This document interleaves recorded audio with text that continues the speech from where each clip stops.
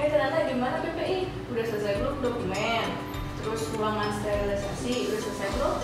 Kalau untuk dokumen masih dok, alhamdulillah udah 100%. Tapi kalau untuk ruangan mah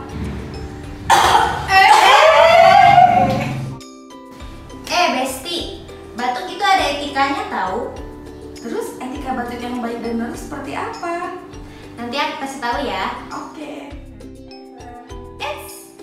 Batuk dan bersin jangan sembarangan. Tahukah kamu, jika batuk dan bersin itu akan mengeluarkan partikel-partikel virus dan bakteri melalui saluran nafas kita ke lingkungan sekitar, sehingga akan berpotensi menularkan penyakit. Jadi, batuk dan bersin ada etikanya. Bagaimana sih etika batuk yang benar? Yuk kita simak video berikut ini.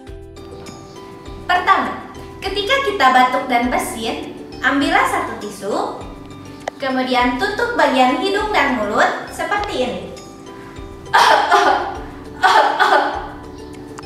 Yang kedua, jika tisu tidak tersedia, kita bisa menggunakan lengan atas bagian dalam seperti ini. Jika batuk dan bersin berkelanjutan, kita dapat menggunakan masker dengan benar, menutupi bagian hidung sampai mulut. Jika masker dan tisu sudah dipakai, buang ke tempat sampah. Setelah tisu dan masker dibuang, lalu membersihkan tangan menggunakan air mengalir beserta sabun.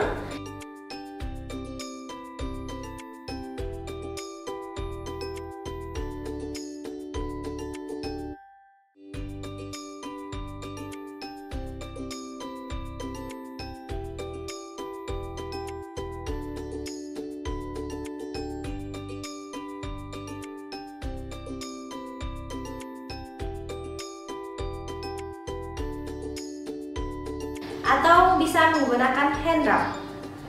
Jadi sekarang sudah tahu ya, kalau batuk dan bersin itu ada etikanya.